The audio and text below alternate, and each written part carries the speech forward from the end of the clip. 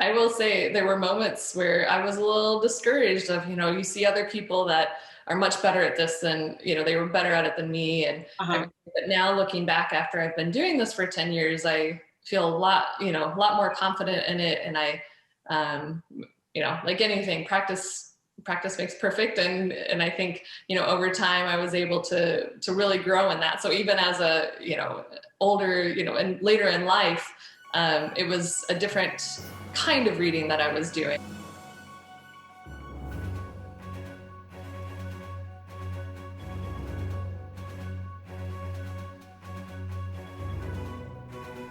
Hi, everybody. I am so excited about my guest today. Her name is Rebekah Nelson Williams. I've known her a long time since she was a very young lady. And I want you to tell me what you're doing. It's very exciting. You live in one of my favorite cities. And I want you to tell me what you've been doing since high school. Sure.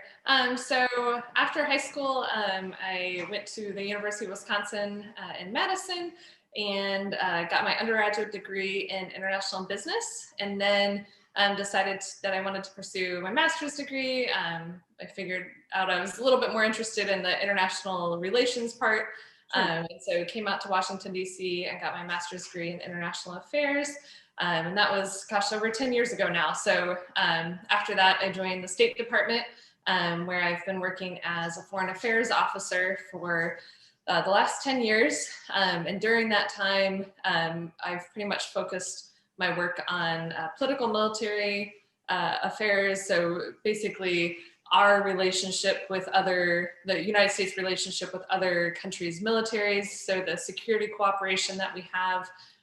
So how we do, cooperate with between our military and other countries' militaries, but also one of the main focuses of what I do is our conventional weapons transfer programs that we have.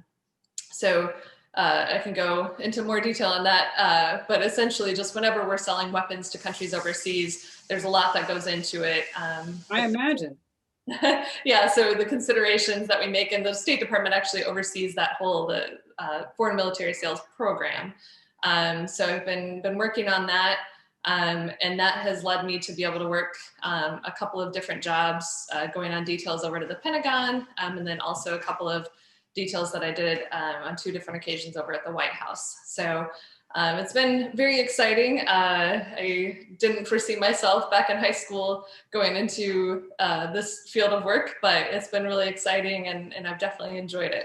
Well, that's great. And you come from a military family, is that correct? I do. Yep. Yeah. So dad was in the Army. So I always, thought about joining military myself, and I feel like I toyed around with that idea for a long time, and then eventually just kind of settled into this job, which allows me to work with our military and other countries' militaries. So it's kind of the best of both worlds, where I don't have to go over and fight overseas, but I still get to, work with the military a lot, and work with different aspects of it. Okay. Now, when you were describing your job, I'm picturing you reading so many complicated documents. So tell me, how does literacy play a role in the work that you do? I mean, I can imagine you could not even do your job unless you were able to read and write proficiently. Very true. Yes. So yeah, I mean, every day at work, I'm, pouring through documents, emails. Definitely, I would say reading and writing is pretty much 90% of my day.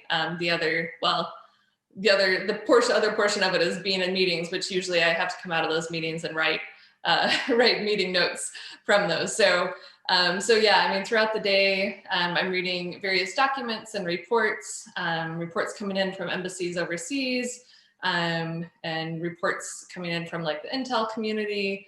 And then in turn, a lot of the writing that I do is for our principals. So whether it be the Secretary of State, or when I was at the White House, it was actually for the President and the Vice President and National Security Advisor. And so essentially the writing portion of that is, I'm kind of reading all of these documents and cables and reporting and stuff coming in, and then whittling that down to talking points for the President, Vice President, National Security Advisor, Secretary, for them to use when they're in their meetings and when they're doing their phone calls. So as you can imagine, those reports are usually pretty long that come into me, but the president only has a little bit of time to read things. So when you're doing that, writing talking points for them, it's very short, short and sweet, and that's what we do. It's not always for that high up, but a lot of the writing is that. And tell me, Bekah, what gives you, or what gave you the confidence to be able to do that job, to do all that reading and writing? Tell us about your background. Yeah, so I started my literacy journey when I was really, really young. My sister was, she's 3.5 years older than me, and she always wanted to be a teacher, even when she was little. So when I was 3 years old, she decided that she was going to teach me to read. Okay. We would Rachel, I know Rachel, yeah. Yes, yep. So when I was 3, we started playing school, even though I usually wanted to do the recess portion of school, but she would always force me to. She'd be like, no, recess is boring, let's go back in and read some more. So she taught me to read when I was really, really young. Like I said, started when I was 3, and so by the time I got to kindergarten, I was already pretty advanced. But it all started there. My sister, older sister, loved to read, and so that really influenced me. And so all growing up, I would often read, nonfiction books growing up, and really enjoyed that. And then Nonfiction. When I was younger, it was usually, so you picked the topic. Fiction and nonfiction. Sorry, meant to say fiction. Yeah, sure. As I got older, it turned more into nonfiction, sure. With school and everything. But yeah, so growing up, really enjoyed reading. And then I think as I got into high school and college, it became more of an essential part, just absolutely. Where that's part of everything. So no matter what you want to study or read or learn about, reading is a fundamental part of that. So yeah, I think when I was really young, that was kind of what shaped me into loving to read. And then as I got older, it was more about the different topics that I wanted to learn about. That foundation allowed me to be able to delve into those different topics and learn and kind of expand my knowledge. Now of course you're an extremely proficient reader in the work that you do.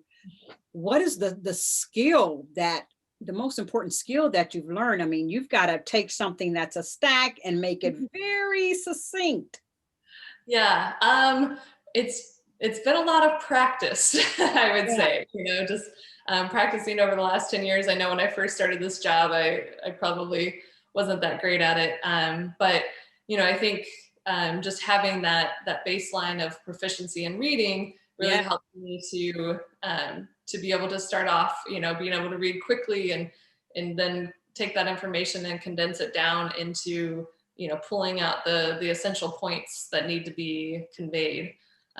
So yeah, I think it was an over time, but having that foundation was really key to be able to, read quickly and pour through those documents. Very good. Have you picked up any languages? Yeah, so Spanish in college, I learned Spanish and I studied abroad in Spain and then worked a few months at our embassies, both in Honduras and Colombia. And was actually a high school Spanish teacher for a bit too. So that was, reading, I would have never been able to learn those languages, at least as well, had I not, known how to read and write in English. That's amazing, Bekah, because I had another person tell me the same thing. Because she was proficient in reading, she was able to pick up a language better. Mm-hmm.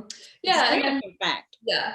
And I would say, a lot of kids, they'll pick up the language easily, maybe without reading and writing. But I would say for me, having that, being able to read and write and having that proficiency really helped me to understand, because I knew English really well and I had, gone through, all the education. So I felt like that helped me to be able to read and write better in Spanish as well. Not just be able to speak it, but, understand the grammar and be able to read and write as well.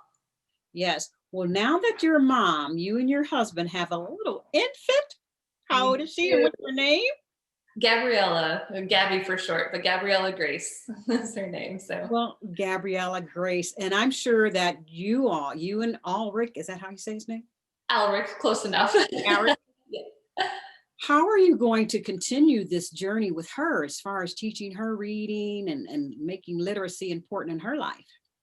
So, I mean, we already have our stack of books for her, but we've started to read to her. She's only 5 weeks old, so her attention span is very short, and she won't always be looking at it. Yeah, it's definitely important, and we definitely want to raise her and help her just to not stuff it down her throat or anything, but just help her to enjoy it by we'll start reading books to her every night as part of her kind of bedtime routine, and then encourage her to read and learn on her own. Probably start when she's 3 if we can. Yeah. Yeah, I mean, that's definitely, it's such an important part of everything that you do later on in life, so we definitely want to set that foundation for her early. I know one of the things too that I appreciated, I was actually just referencing this last night, but even having the kind of the picture books. I had a picture Bible when I was growing up, and it had the pictures and stuff there, but it had the short snippets that helped me to learn to read as well. And those are certain books that I remember growing up reading and learning how to read, and definitely want to do that for Gabby too. Oh, that's so great. Well, as we close, I just want to I want you to give the audience some words of wisdom about the importance of literacy. Maybe there are some people who don't feel that reading and writing is important. I know there's a lot of competition out there for our attention. Movies, video games, the electronics, just so many things on the internet. Could you just give some parting words about the importance of being able to read and write and how that can really help you in life? Yeah, absolutely. I mean, for me, it was, if I didn't have that, I wouldn't be where I was today. I've loved what I've been able to do. I've been able to travel the world, and just have absolutely loved that. But I would just encourage anyone that's kind of skeptical about it, just to start with something that you're interested in. And, really, you may not be interested in reading about science, but, if you're interested in whatever, if you're interested in animals or video games or whatever it is, try and find stuff to read that you're interested in, because that's going to set you up for life. If you're not able to read and write, that will close a lot of doors for you later on. But if you do have those fundamentals and you're able to read and write proficiently, that really can open the door to whatever you want to do in life, whatever you want to pursue, because you can learn those things on your own if you're able to read about them and write about them, and you're able to show potential employers that you can write well and that you can read well. So yeah, I would just encourage people to start with what you enjoy and explore that. But it's absolutely fundamental. If you don't have that, there are a lot of closed doors, but if you do have it, it can really open up a lot of opportunities for you. Wow. And I love that you just said that. And one other thing that I got from what you are doing is you practice. You made mistakes at the beginning, but you didn't give up and say, no, I can't do this job. I can't condense everything down. You kept practicing. Absolutely. Yeah. And I mean, I will say there were moments where I was a little discouraged of, you see other people that are much better at this than, they were better at it than me. And but now looking back after I've been doing this for 10 years, I feel a lot more confident in it. And I, like anything, practice makes perfect. And I think, over time I was able to really grow in that. So even as a, older, and later in life, it was a different kind of reading that I was doing. It wasn't just, reading for pleasure or reading for, to write this report for school. It was, reading for, I had to, like I said, condense it down, which I hadn't really had to do, in this life. So yeah, it's a journey. There are always different parts of it. And, I think over the last 10 years, I've learned that, and I'm sure I'll continue to learn different things in my literacy journey as I continue. Well, thank you, Miss Bekah Nelson Williams, for sharing your literacy journey. I really appreciate it. Yeah, thank you so much for having me. It was great to reconnect with you and just to hear about everything you're doing. It's a great project, and Thanks. Really encouraged to learn about it. Yes. Well, ladies and gentlemen, you've been listening to Miss Rebekah Nelson Williams, Foreign Affairs Officer in the Washington, D.C. area, giving great service to our country. Thank you so much. We'll see you next time. Bye.